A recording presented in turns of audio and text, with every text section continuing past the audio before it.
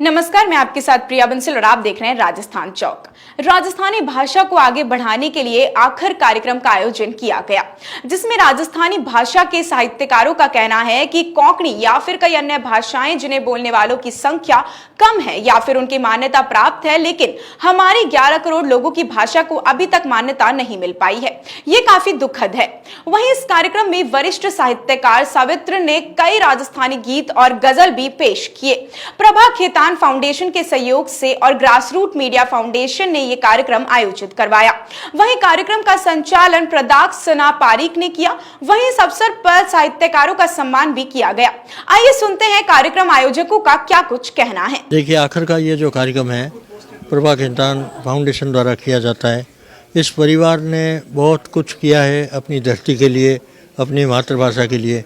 अब आपने एक बात पूछी कि ये इसका क्या प्रयोजन है, इसका क्या समाज पे असर है। बात ऐसी है कि इस तरह के आयोजन जैसा आखिर ने किया या कुछ और संस्थाएं भी करती है, ये इसलिए महत्वपूर्ण हो जाता है कि बहुत सारे लोगों को याद आ जाता है कि हमें अपनी मातृभाषा के लिए कुछ करना चाहिए, कुछ समाज के लिए कुछ करना चाहिए, कुछ संस्कृति के बारे में, कलाओं के बारे में कुछ करना चाहिए। तो ये एक खास बात मुझे लगी कि आखिर ने ये नया और शानदार कार्यक्रम किया। आपने देखा कि आज बहुत लोग आनंदित हुए, बहुत लोगों ने लुत्फ उठाया।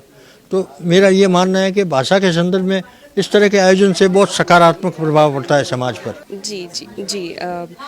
आखर की टीम के तौर पर अगर मैं कहना चाहूँ तो आखर का आयोजन ही हम इसलिए करते हैं ताकि जो राजस्थानी भाषा है वो धीरे धीरे धुंधली पड़ रही है, नई पीढ़ी पे उसका कोई प्रभाव नहीं है, लोग सीख नहीं रहे हैं और उसे पढ़ भी नहीं रहे हैं।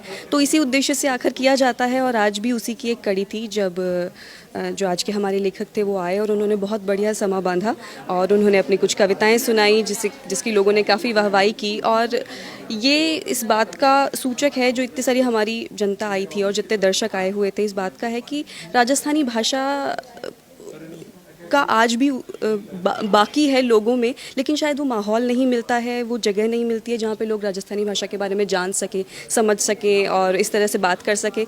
तो बस उसी परिपाटी के तौर पे हम आखिर का आयोजन करते हैं और आज का आयोजन भी उसी तरीके से था और बहुत बढ़िया आयोजन रहा आपका।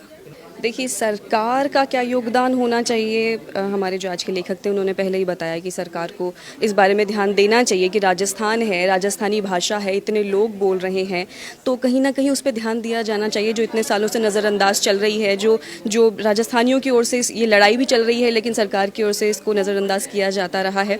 तो यही है कि सरकार इस ओर ध्यान दे और जो भी इस बारे में हो सकता है वो उन्हें करना चाहिए। देखो, ये राजस्थानी भाषा पर होने वाला जो आखिर कार्यक्रम में पहली बार इसमें शामिल हुआ हूँ और मुझे आकर बहुत अच्छा लगा। इसमें मैं ये कहना चाहूँगा कि अगर ऐसे ही साहित्य के ऊपर, राजस्थानी भाषा के ऊपर कार्यक्रम होते रहेंगे तो जो हमारा माइड भाषा का जो आंदोलन चल रहा है, जिसके तहत हम ये कह रहे हैं कि हम पूरे देश में जैसे 8वीं अनुसूची है जिसमें 22 भाषाओं का दर्जा दिया गया, 22 भाषाओं में राजस्थानी भाषा भी शामिल हो जाएगी।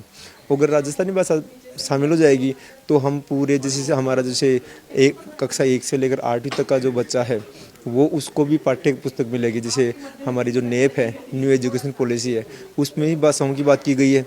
तो उस भाषा में ये सारे जो लोग शामिल हो जाएंगे, सारी ये जो भाषा शामिल हो जाएगी तो हमारा लिटरेचर भी इसमें आ जाएगा। स्थानीय स्तर पर जो स्कूल में जैसे हम जो बच्चा हिंदी पढ़ता है, वो संस्कृत पढ़ता है, इंग्लिश पढ़ता है, तो यहाँ क्या है, राजस्थानी में पढ़ेगा। जैसे गुजरात में गुजराती में पढ़ रहा है, पंजाब में पंजाबी में पढ़ रहा है, तो राजस्थान में राजस्थानी भाषा में पढ़ेगा। इससे क्या है, स्थानीय स्तर के ऊपर जो बौद्धिकता है वो बच्चों के साथ पहुँचेगी। और ये जो किताबें हैं, ये आजकल साहित्यकारों को मैंने सुना है, तो इनसे क्या है, बहुत अच्छा नॉलेज हमें मिला है। इससे क्या है कि देश को और प्रगति मिलेगी और राज्य का नाम पूरे देश में के साथ में पूरे विश्व में फैलेगा। तो ये मेरा अनुभव था। नमस्कार, राजेंद्र स्कॉलर। ऐसी और भी तमाम अपडेट्स और जानकारियों के लिए आप बने रहिए हमारे चैनल राजस्थान चौक के साथ। इजाजत दीजिए, नमस्कार।